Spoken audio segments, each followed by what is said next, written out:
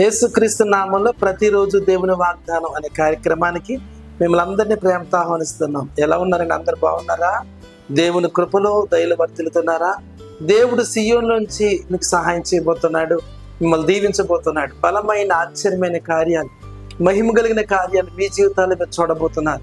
మునుపెన్నడూ చూడని గొప్ప కార్యాలు పరిశుద్ధాత్మ దేవుడు మీ జీవితంలో కలుగు చేయాలని కోరుతున్నాడు. ఈ ఉదయకాల సమయంలో కూడా అద్భుతమైన వాగ్దానం ప్రవహిస్తున్నారు. రండి వాగ్దానం చదువుకుందాం. యెషయా గ్రంథము 41వ అధ్యాయము 10వ వచనం. నేను నిన్ను బలపరుతును, నీకు సహాయము చేయువాడను నేనే. హల్లెలూయా. అద్భుతమైన వాగ్దానం ఈ ఉదయకాల సమయంలో ఇస్తున్నారు. నేను నిన్ను బలపరుస్తాను, నీకు సహాయం చేయవాడు నేనే. దేని బిడ్డలారా, అనేక మంది దేవుని సహాయం కొరకు ఎదురు చూస్తున్నారు. కష్టాల్లో, కన్నీటిలో, వేదనలో బలహీనమైపోయి ఎందుకు నా జీవితం, ఏంటి నా బ్రతుకు, ఏంటి నా పిల్లలు అని ఒక ప్రశ్నతో చాలా మంది ఉదయకాల సమయంలో ఈ వాగ్దానం వింటున్నారు. చాలా మంది స్థలం లేక, ఇల్లు లేక, ఉండటానికి నివాసం లేక ఎంతో కష్టపడుతున్నారు. ప్రభు మీతో మాట్లాడుతున్నాడు ఈ ఉదయకాల సమయంలో. మీకు సహాయం చేయవాడు నేనే మిమ్మల్ని బలపరుస్తాను. ఈ లోకంలో నీ స్నేహితులు కానీ, నీ బంధువులు కానీ, నీ రక్త సంబంధులు ఎవరు నీకు సహాయం చేయరు, బలపరచు. యేసయ్య ఒక్కడి నేను ఆదుకొనగలిగిన దేవుడు. రక్షింప నేర్పినట్లు నా హస్తం కొరచకాలేదని వాగ్దానం ఇచ్చిన దేవుడు నిన్ను లేపబోతున్నాడు, బలపరచబోతున్నాడు. ఒకవేళ నువ్వు ఎలాంటి కష్టంలో పడిపోయి ఉన్నా కానీ ఆయన నిన్ను బలపరచబోతున్నాడట, నిన్ను లేవనెత్తబోతున్నాడు, నీకు సహాయం చేయబోతున్నాడు. ఏ విధమైన సహాయం కొరకు నువ్వు ఎదురు చూస్తున్నావో, ఏ విధమైన ఆదరణ కొరకు ఎదురు చూస్తున్నావో, ఏ కొరుకుతో నువ్వు ఉన్నావో ప్రభు సమస్తం ఎరిగిన వాడు కనుక ఆయన తన సహాయాన్ని ఈ ఉదయకాల సమయంలో నీకు పంపించబోతున్నాడు. వ్యాపార విషయంలో, కుటుంబ విషయంలో, మీ పిల్లల చదువు విషయం, మీ భవిష్యత్తు విషయంలో దేవుడు తన సహాయాన్ని పంపించబోతున్నాడు. అప్పులైపోయారు, శ్రమల్లో ఉన్నారు, ఇల్లు లేదు, చాలా కష్టాలు ఎదుర్కొంటూ, వివాహం జరగలేదు, గర్భఫలం లేదు, అనేక రీతులుగా దేవుని సహాయం కొరకు మీరు ఎదురు చూస్తున్నారు.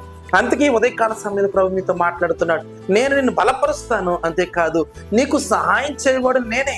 ప్రభు నీకు సహాయం చేసింది, బలపరిచి ఉన్నతమైన కార్యాలు, ఆశ్చర్యమైన కార్యాలు ఈ ఉదయకాల సమయంలో జరిగిస్తూ ఉండగా ఈ వాగ్దానాన్ని మీరు రిసీవ్ చేసుకుని నమ్మకంతో ఈ ప్రార్థనలో ఏకీభవిస్తే గొప్ప కార్యాలు, ఆశ్చర్యమైన కార్యాలు పరిశుద్ధాత్మ దేవుడు మీ జీవితంలో జరిగించబోతున్నాడు.